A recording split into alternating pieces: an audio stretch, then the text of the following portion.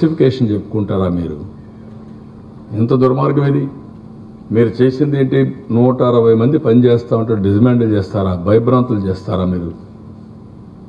Government అనేది ప్రజలకి వాళ్ళ మనోభావాలను గౌరవిస్తూ పనిచేయాల్సిన అవసరం ఉంది. అటు కేంద్రం కానీ ఇటు తెలంగాణ ప్రభుత్వం టెర్రరైజ్ చేస్తున్నారు. నిన్న మీరు చూశారు, రామ్ ఇందు ఆయన మొత్తం డీటెయిల్స్ అన్ని రాఫెల్ అంతా పబ్లిసైజ్ చేస్తే ఇప్పుడు అతనికి సీక్రసీ యాక్ట్ కింద కేసు పెడతామని బెదిరిస్తారా మీరు?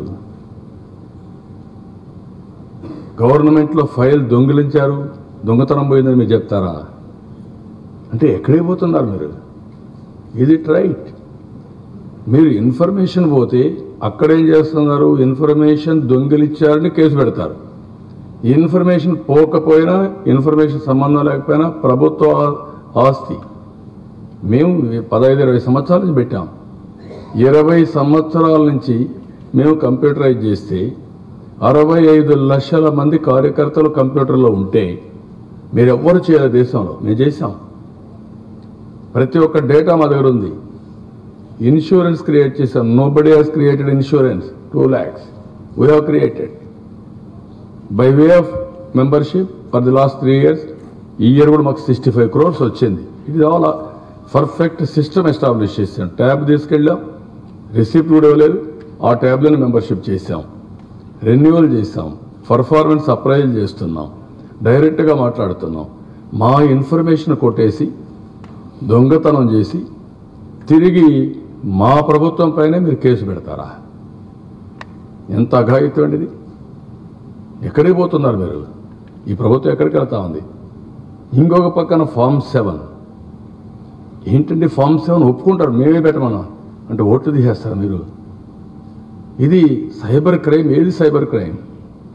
ఓట్లు తీసేసి తెలంగాణలో గెలిచారు కాబట్టి అదే టెక్నాలజీ ఇతనికి ఇచ్చి, అదే కంపెనీలకు ఇచ్చి, ఇద్దరు కలిసి రాష్ట్రంలో అతలాకుతలం చేసి ఓట్లను తీసేసి ఇష్ట ప్రకారం వెళ్తారా మీరు? అది అడిగితే మీరు దౌర్జన్యాలు చేస్తారా? ఊరూరు దౌర్జన్యం. ఎవరో పోయి డేటా కలెక్ట్ చేసుకుంటే మీకే సంబంధం అండి? ఎస్, కార్యకర్త ఉన్నాడు, అడుగుతాడు, నువ్వు రాసుకుంటున్నావు, వాళ్ళు రాసుకుంటారు, తప్పేంటి మీకు? ఎవరు ఏ పార్టీ కోటేస్తారో వాళ్ళ పని అది.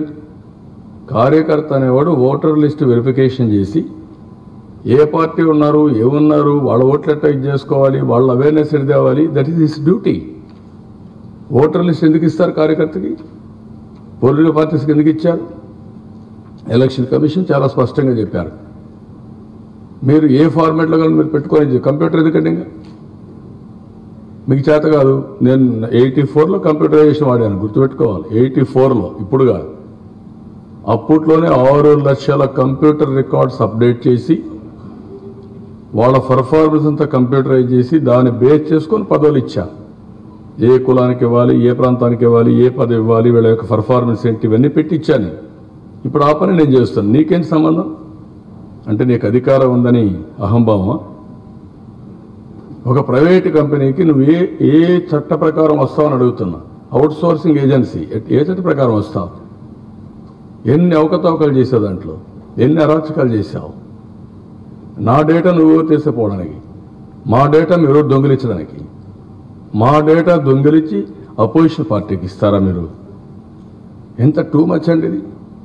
ఇలాంటి అరాచకాలు ఈ రాష్ట్రంలో, ఈ దేశంలో జరుగుతున్నాయి. వీళ్ళంతా కలిసి ఓట్లు తీసేసేదానికి ఎంత ఎక్స్పర్ట్స్ అండి వీళ్ళు! ప్రతి ఒక్క ఓటర్కి విజ్ఞప్తి చేస్తున్నా, మీ ఓట్లు చెక్ చేసుకోండి. ప్రతి ఒక్క కార్యకర్తకి విజ్ఞప్తి చేస్తాను.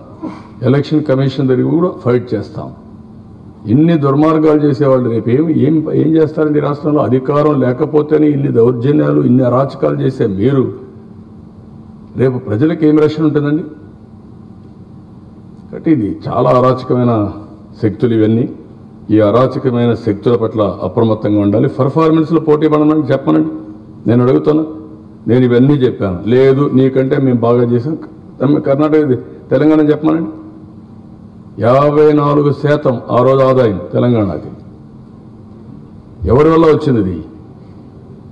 ఆ రోజు కష్టపడ్డాం, ఒక ఎకోసిస్టమ్ క్రియేట్ చేసాం, ఒక ఎయిర్పోర్ట్, ఒక సైబరాబాద్, ఒక outer ring road. This was my vision. I created that.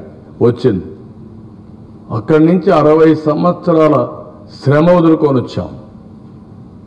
60 సంవత్సరాల శ్రమ వదులుకొని వస్తే నేను అరుదు కూడా చెప్పాను మీకు. ఒక్కొక్కప్పుడు బాధ ఉండదని చాలామంది అడిగారు నన్ను. మీకు బాధ లేదా? మీరు సృష్టించిన ఆస్తులు వదులుకొని వెళ్తున్నారు, కట్టుబట్టలు తేలుతున్నట్టు కాదు. ఆ కొండవాళ్ళు అనుభవిస్తారు, మళ్ళీ నేను కష్టపడతాను చేసుకుంటానంటే ఇక్కడ కష్టపడితే కూడా మీరు భరించలేరా? అడ్డంకులు సృష్టిస్తారా? ఈ ప్రజలు ఇదైపోవాలన్నా, అనాథలైపోవాలన్నా, దిక్కులేని వాళ్ళుగా తయారు కావాలన్నా? పోటీ పడండి. ఓకే, నీకు వచ్చింది, నువ్వు వాస్తవంగా ఉండేది ఇచ్చేసి అక్కడి నుంచి నువ్వు పోటీ పడితే నేను బాధపడను. అది ఇవ్వకుండా మమ్మల్ని ఎక్కరిస్తూ మా మీద దాడులు చేస్తూ మా మీద తప్పుడు కేసులు పెట్టి ఇప్పుడు ఇంకోటి కూడా చేశారు. ఆర్థిక మూలాలపైన పడుతున్నారు ఇద్దరు, అటు కేంద్రం ఇటు తెలంగాణ ప్రభుత్వం.